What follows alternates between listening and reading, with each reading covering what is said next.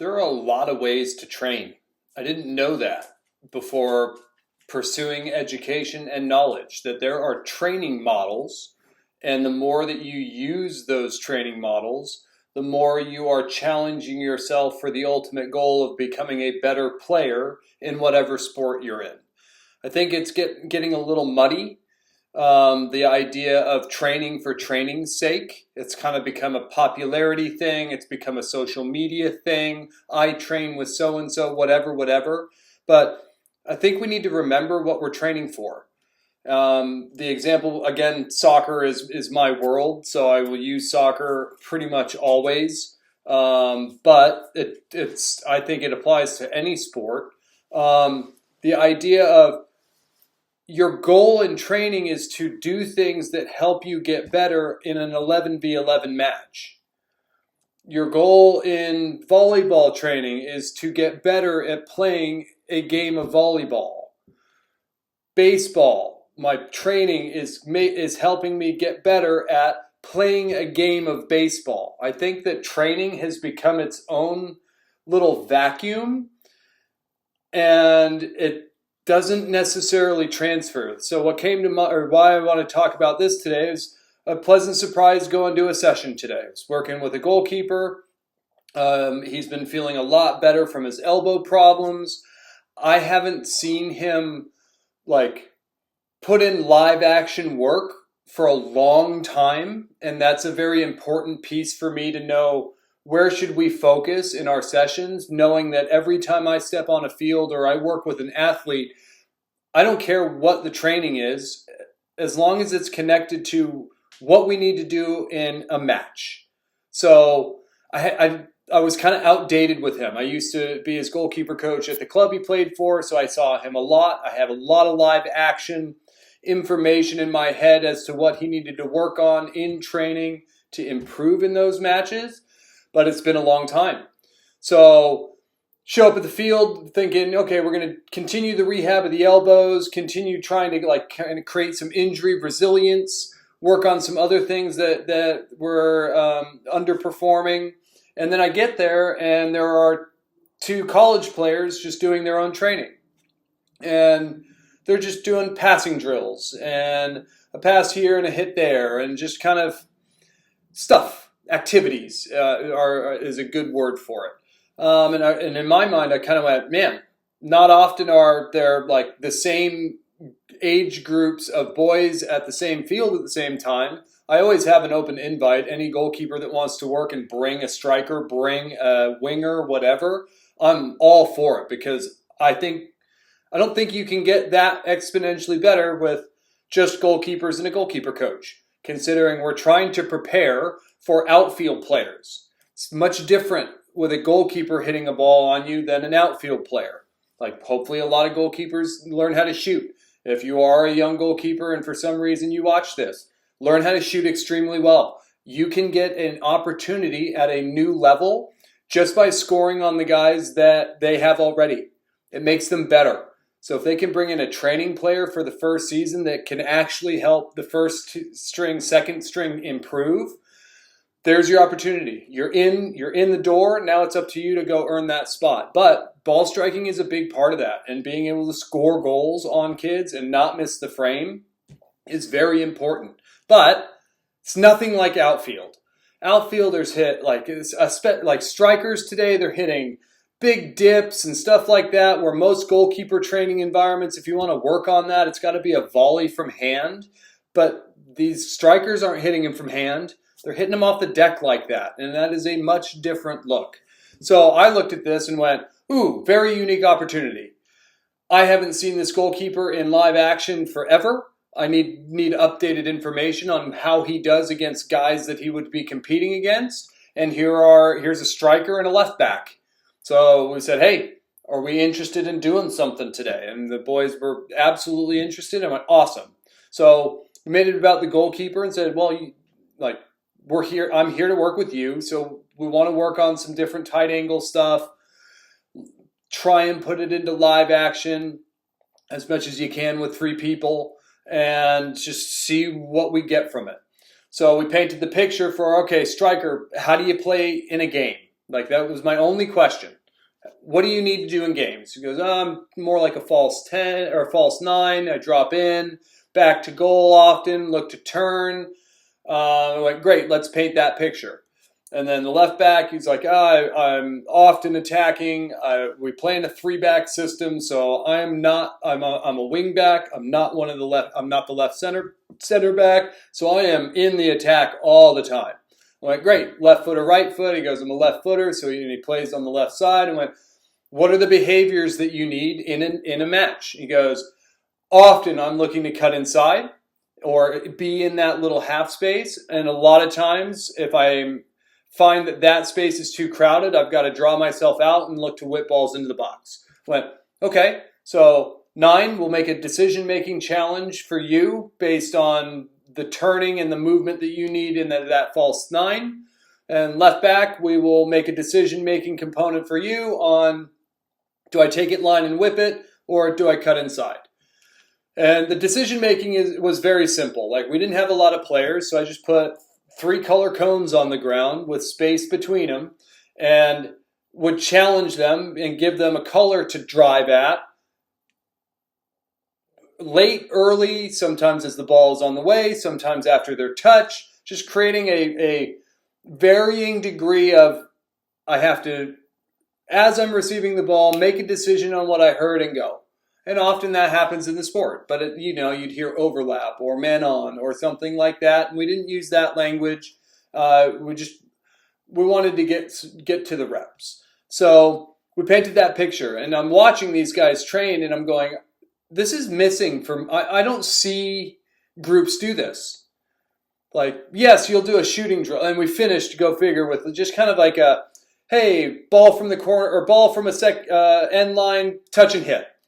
It's not very realistic in the sense of what you would see in a match. You would have to be extremely wide open at the top of the box from a cutback situation. So you might get lucky sometimes, but a good team that you're playing against, you're not leaving that guy wide open for 2 touches at the top of their box. But it's a fun game, and that's, again, like, there's a blend necessary. There are a lot of different training models, and the more of them you use, the more complete of a person or of a player you end up being. So the ones that I use the most are less time between reps than you would see in your game, and then more time in between reps than you would see in your game. Those are 2 big ones. Then random blocks. So you're going to have to call on the appropriate skill as it comes. And then fixed blocks, where it's, hey, let's groove a low ball. Handle it this way every time. Let's groove a ball to the chest. Handle it this way every time. So you can focus on different things based on what the model is providing you. So we break down their session today. I walk in. The field players are doing 1-touch, 2-touch passing and just kind of doing like movement side to side. So that would be kind of a less or more reps in a small amount of time than they would see in a match. And it seemed like it was pretty predictable, like they were trying to flow in a pattern. So predictable with less time or more reps than you would see in a classic match setting. And what we tried to paint was, hey, talk to me about where you need to be in a match. And I think that is the bridge between the kind of the technical in a vacuum work to making sure technical work transfers to on-field in-match performance. And unfortunately, I've just experienced now for long enough that just doing technical work, I know those players. I know what those players look like. They look fantastic on the ball, and then they often give it away. So they keep it. They look sharp. They got a nice tight touch. But when it comes to making decisions or based on what you are observing on a soccer field, they don't have that. So if you only rely on 11v11 for that experience, and then you're just playing soccer activity games that don't necessarily correlate and translate to 11v11, how would you know? Watch it. How is the spacing between players? What is the distance? Is there a direction to it? Like, this is all USSF licensing, and it's weird how little we actually use from it because it is very smart. Like, we just don't seem like to be adopting it as an education. But if it doesn't have a direction, it doesn't have goal scoring mechanisms. One goal, like I've worked with plenty of teams on a half. We look great on a half, and we can defend on a half. If we're right next to the goal, we can attack on a half. But winning the ball in our back line and producing something going forward, it's not there. And again, because we aren't practicing that. We want to think that a goal on a half and a goal on an end line with bumpers is preparing players for a match, but it doesn't. Like, where on a soccer field are guys just standing around the periphery? It would be a winger in a moment. It would be an outside back in a moment, but hang out and stand stationary with a goal 20 yards from you? No, you're probably offsides in a match. So again, I start with everything on what is it in a match? How can we replicate as much of that match as possible in this training environment? So we didn't have defenders. We could have absolutely said one of you defend, one of you attack, but they're both attacking players, or that's what they wanted to focus on. I've got a goalkeeper here. No defenders means more shots and more reps for him. So I went, no problem. So how can we put you on the space that you want to be better at in 11. So we put a location on it. Hey, where are you getting the ball? Here. Great.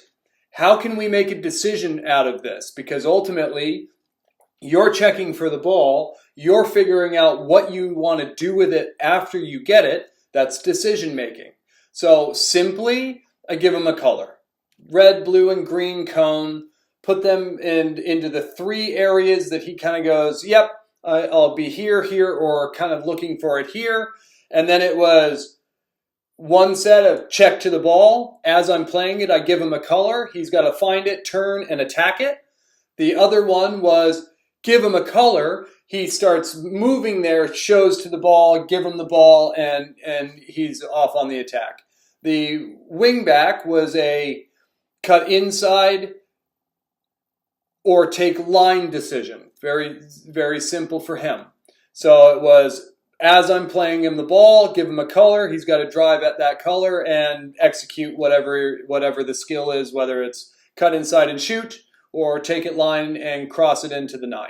So that's got a different vibe to it for me. It's got okay, I need to be aware of where I am because I'm actually on a soccer field, like in the position that I would need to be in a match. There's not a bunch of looking around. Again, we've got 2 players and me. So it's not really okay, I need to be aware in live action of what I'm recognizing right now and what I need to do about it. But it at least has the decision-making piece. It has they know they're getting the ball from me. So it is a little bit predictable in that way, but I was in an area where they would find that from a midfielder. So it wasn't just, here's a stack of balls, grab one and dribble. It's no, this ball is coming from somewhere in the midfield and it gets out to you. You hear information. You have to process that information. You have to make a decision.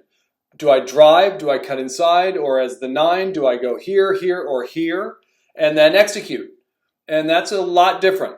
It's a lot different from a fitness perspective. Like we started with hey, you've got some space. Then we turned it, as they were getting tired, we turned it into the last moment before a shot.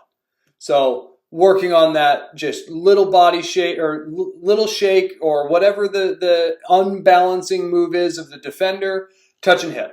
Same thing on the outside. Again, keep running, keep getting more tired. Goalkeeper gets less reps on frame, not what we're here for. So it was, getting tired. Okay, no problem.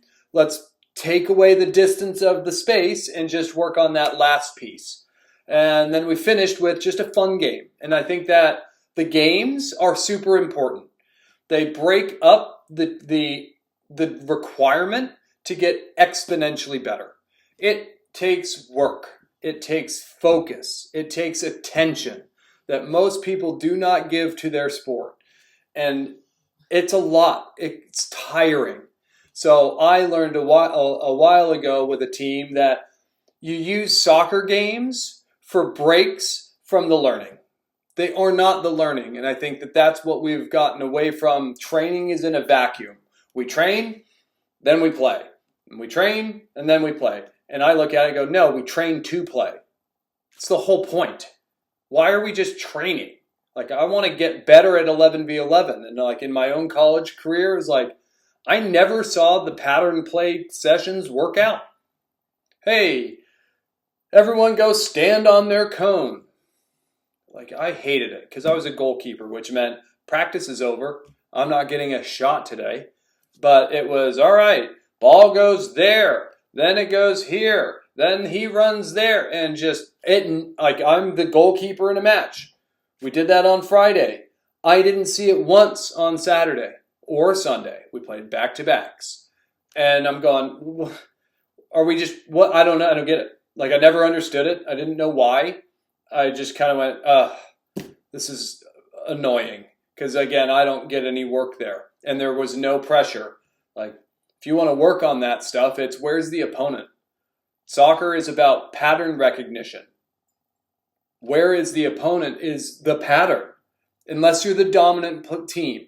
If you are a hand-over-hand dominant team, you get to kind of pick them apart any which way you want. Let's say this is not we are the dominant team. It's much more of a equal match. That's where these things come in. What is the opponent doing? Where are they? Like, I don't know that we teach that a lot. I don't see it on the training ground. It's what do we want to do, which says we're going to be the dominant opponent in every game that we play. We get to dictate whatever we want to do, and they get to survive and try and hang on.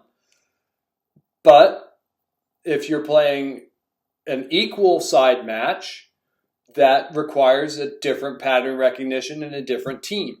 If you are not the stronger team, that takes something even more different.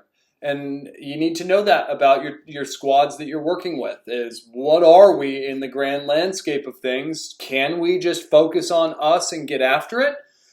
Do we need to take account of what the opponent might be doing and game plan to do something to counter that? Or are we the weaker one going, today is about defending very well and finding our places to attack them and surprise them and get them on the back foot? It's a complicated thing, but I think by just respecting a game, it really helps the training. So instead of just, what's the training session today? It would be, what do we want? What are we trying to accomplish in 11s? How can we use the training environment to do that? It doesn't have to be 11v11 all day, although it is helpful, especially with a coaching staff that is operating on an individual basis in that collective. The Man City players, the Bayern players used to call them pet master classes. He would literally find the weak link that wasn't up to par within the system he wanted to play, and he just coached that player that day. So the right center back got Pep the whole practice. Hey, drop here. Nope, push there. Do you see where the ball is? This is why you would be here. Just master class of this is the position that you're playing for our squad, and this is how I need you to play it. I thought that was fascinating, and it is so hard to do in live action on a soccer field with a soccer team. Like, it's so much easier to keep on the bird's eye, big picture, tell everyone what you want, set up sessions that are supposed to help get that behavior. But man, nothing like playing 3s, 4s, 5s, 6s, 7s, 9s, 11s, and with this is what we want to work on, and then finding, like, okay, I'm going to focus on these 3 players today.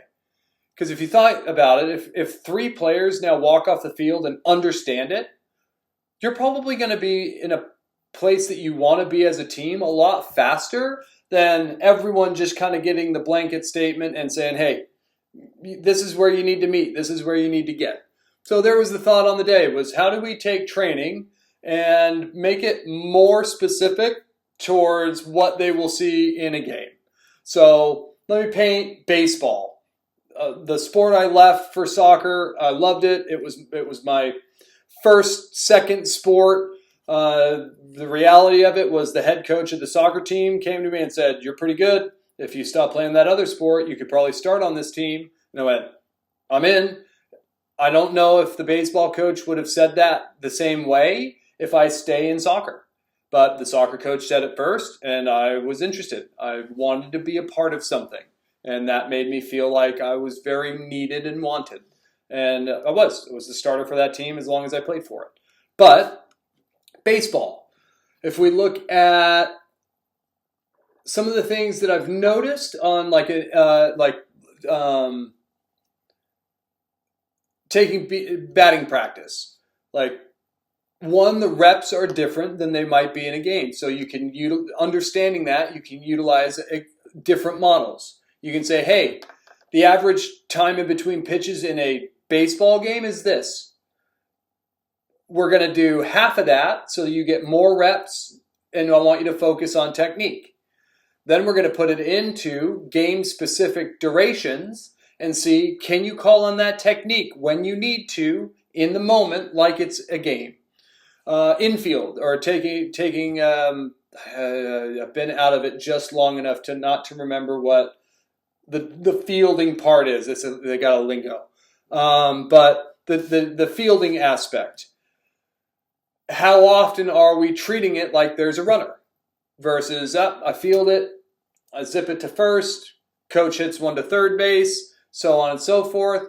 How often is coach randomizing it?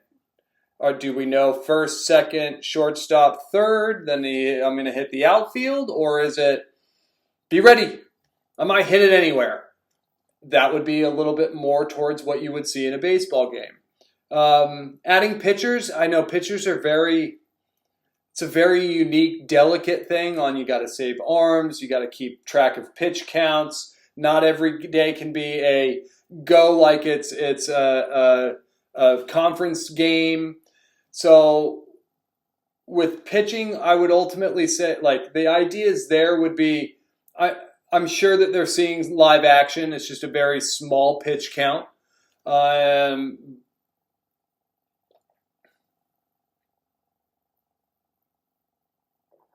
was just thinking on the fly. How would if I had pitchers and said, we need you to be better in a game? You could play with the same idea of less pitches over time, more pitches over time, having a batter stand in versus just pitching to a mitt, even though that batter might not be hitting. Just the idea, the visual of it's not just a catcher in his mitt, even though that's what you're trying to get the pitcher to zone everything else out. It does matter that that batter will be there. So having a batter, whether they're hitting it or not. Yeah, those are some ideas as to how to use different training models to your advantage. But what the goal is that we don't get stuck with one training model and we just ride it always. The more we change it, the more we explore different training models, the more novelty happens for our athletes. And novelty is the thing that drives brain change. So if you want players that are growing all the time, don't do the same things with them. Don't play over the river all the time. Don't do flying changes all the time. Like, mix it up. Do different things that challenge them in different ways. And at the end of the day, go, what do I want them to do in 11s? How can I replicate that as closely as possible in our training environment?